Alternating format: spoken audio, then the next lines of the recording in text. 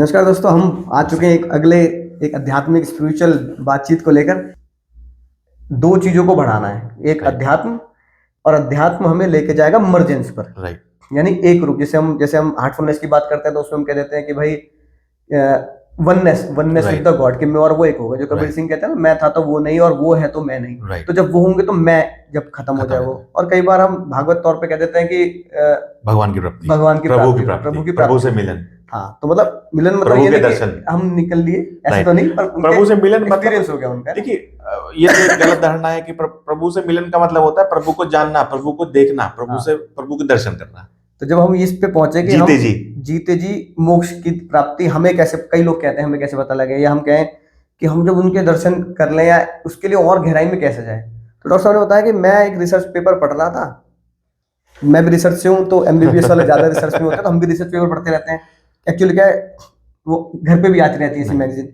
तो डॉक्टर साहब ने बताया पांच, डॉक्टर साहब छह। 6 ऐसे हाँ साधन हैं हाँ जिनसे हमें, डॉक्टरों को मैं बता देता हूँ इसमें कि हम कल बात कर रहे हाँ, थे, कि छह ऐसे साधन है जिससे हम भगवत प्राप्ति में जिसमें स्पीडी हो जाएंगे। बेसिकली 2 चीजें हैं जिनको हम बढ़ाएंगे हम्म तो हमें भगवत प्राप्ति या उनमें उस स्टेट ऑफ माइंड में पहुंचना, हम्म उस स्टेट में पहुंचना हम्म आसान हो जाता है और तेजी से बनता है। तेजी से चल वो 2 सकते हैं। चीजें हैं।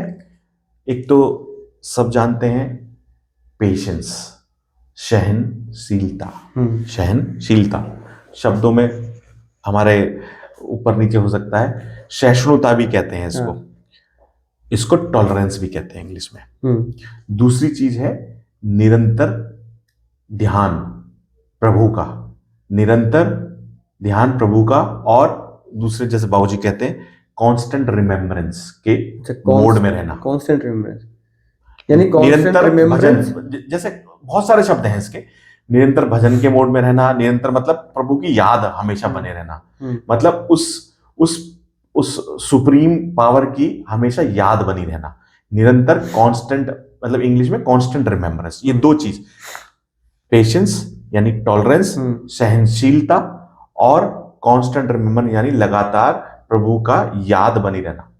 ये 2 चीज अगर आपकी बनी हुई हैं, अगर आप करते हैं, तो आपको प्रभु प्राप्ति और या उस सुप्रीम पावर को जानने में या उस स्टेट में पहुंचने में बहुत आसानी हो जाएगी। आप जल्दी पहुंच जाएंगे अगर आप ये 2 चीज को बना के रखें। अब इन 2 चीज को बनाने के लिए 4 चीज चाहिए। सहनशीलता को बनाने के लिए, अपने जीवन में सहनशील बनने के लिए, और निरंतर प्रभु का ध्यान बनाने के लिए 6 साधन उपयोगी है। 6 साधन उपयोगी है, हाँ जो हम करें जिससे हम सहनशील बने, जिससे कि हम प्रभु का निरंतर ध्यान करें, हाँ या कांस्टेंट रिमेम्बरेंस में रहें। तो हाँ, ये 6 चीजें करनी होती है।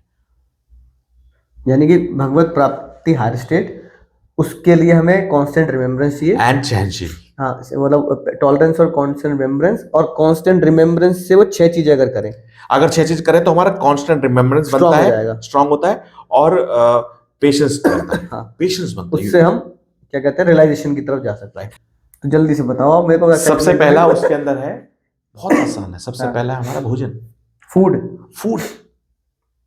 फूड को अगर आप सही तरीके से रेगुलेट करेंगे तो वो आपकी इन 2 चीजों को बढ़ाएगी, आपके पेशेंस को बढ़ाएगी, आपकी निरंतर भजन को गहरा तो करेगी। सही तरीके से कैसे, मतलब स्विगी से ऑर्डर करना है मुझे, आज नहीं, सैटरडे है।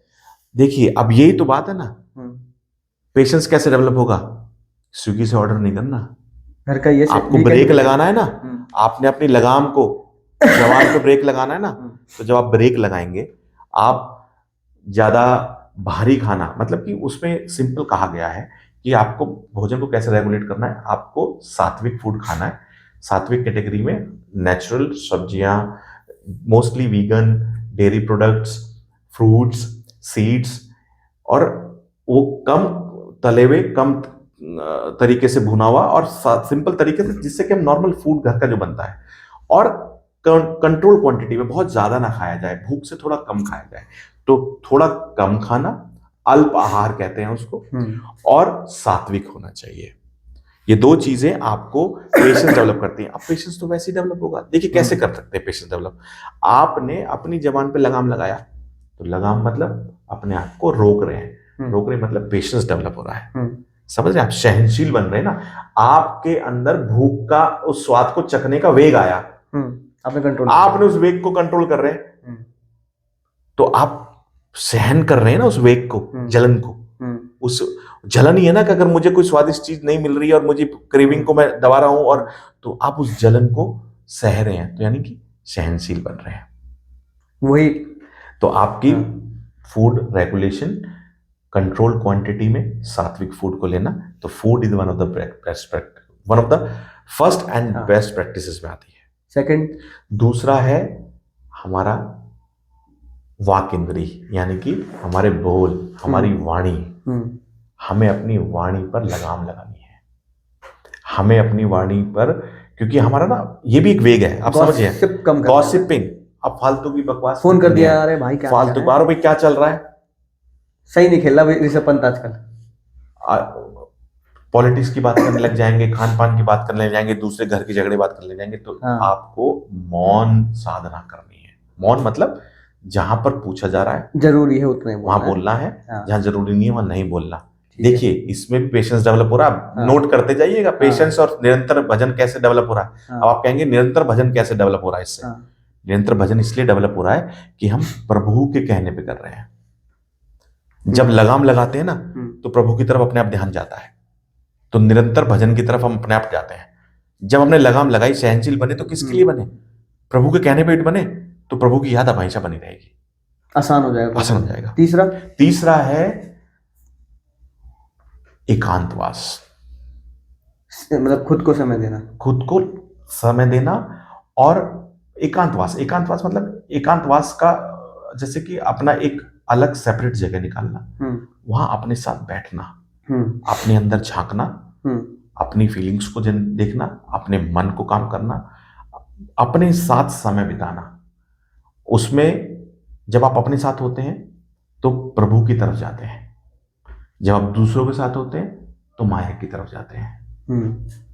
तो एकांतवास मतलब इसका मतलब ये नहीं है कि आप डिप्रेशन में जाके कमरे में जाके अंधेरे में बैठ जाएं।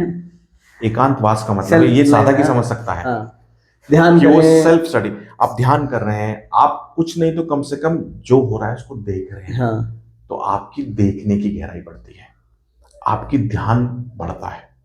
तो आपको एकांतवास मतलब you should give some time in 24 hours alone to yourself, sitting without anyone. चौथी प्रैक्टिस है, किसी भी जो स्पिरिचुअल की एक ऊंचाई पे पहुंचे हुए लोग हैं, उनका सानिध्य प्राप्त करना। Meeting with the masters, meeting with the people those who have tested that. एक तरीके से सत्संग, उनके साथ बातचीत वाला आप सुन सकते हैं उनको, देख सकते हैं उनको, या अगर आप जा सकते हैं तो उनका सानिध्य भी प्राप्त कर सकते हैं, उनके उस ऑरा में भी जाकर कर सकते हैं। चारों में, ठीक है। चौथी चीज जो है, पांचवी चीज, आप अपने शरीर पे काम करते हैं।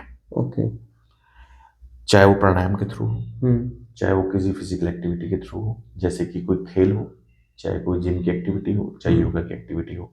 जब आप अपने शरीर पे काम करते हैं तो आप अपना टॉलरेंस पैदा करते हैं।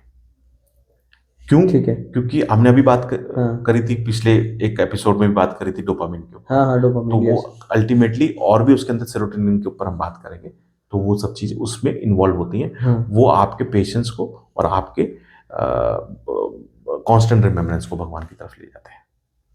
और लास्ट छठा चीज में म्यूजिक का बहुत बड़ा रोल है। आप जब कोई भी, अब म्यूजिक मतलब किसी भी तरह की संगीत जिसे हम कहते हैं, तो अब संगीत किस तरह का होना चाहिए इस पे डिपेंड करता है। तो अगर हम अपनी अध्यात्म से रिलेटेड चीजें जो मन को शांत करती हैं, जिसे हम अपने, इसीलिए भगवान कृष्ण के पास बांसुरी का संगीत जब आप सुनेंगे तो मतलब ऐसा, मतलब आप राइट काइंड ऑफ म्यूजिक जो आपको काम करता हो, और जिसमें अब सेरोटोनिन के बारे में हम बात करेंगे, जिसमें आपका सेरोटोनिन हिट होता हो, डोपामिन ना हिट होता हो। मतलब म्यूजिक से आप उस इमोशंस पे चले जाते हैं, Music, ठीक है ना? बिल्कुल। कई बार क्या होता है म्यूजिक सुनते Ex- सुनते आंखें में पानी भी आता एग्जैक्टली मतलब आप कांस्टेंट रिमेम्बरेंस मतलब प्रभु की तरफ भाव बनता है, है भाव आपका। बनता है। आपको वो जो एक्सट्रीम सुप्रीम पावर है उसके प्रति भाव बनता है, हम इसलिए हम उसे भजन तो के तौर पे कांस्टेंट कहते हैं रिमेम्बरेंस बनता है। कि भजन से एग्जैक्टली वो होता है। एग्जैक्टली तो हमने 6 चीजें जानी डॉक्टर साहब ना, फूड, फूड, साइलेंस, वाणी पे कंट्रोल, जितना जरूरी है उतना बोले, राइट। एक एकांतवास, एकांतवास, खुद के साथ रहना है, खुद के साथ रहना है, बॉडी को मूव करना, फिजिकल एक्टिविटी, फिजिकल एक्टिविटी, प्राणायाम के रूप में, हाँ एक्सरसाइज के रूप में, चाहे किसी स्पोर्ट्स के रूप में। हाँ और पांचवा संत, किसी संत का हाँ, मतलब जो हाँ, जो सिद्ध लोग हैं उनकी उनको सुनना, उनको देखना, उनके सानिध्य प्राप्त करना उनकी ऑरा में और हमें कुछ दिन रहना, और एक हमारा म्यूजिक हो गया एक तरह से। म्यूजिक। तो यानी कि अगर हम ये 6 पे कमांड करना तो मुश्किल है, ये अगर इसको हम 6 चैनलाइज कर करेंगे, लें, ये 6 हम करेंगे हाँ तो हमारी हैबिट बनेगी किसकी? पेशेंस की एंड कांस्टेंट रिमेम्बरेंस की। और जब हमारा जितना जितना पेशेंस होगा, जितनी कांस्टेंट रिमेम्बरेंस होगी, उतनी आसान हम मोक्ष की तरफ, प्रभु की तरफ पहुंचते चले जाएंगे, मर्जर की तरफ।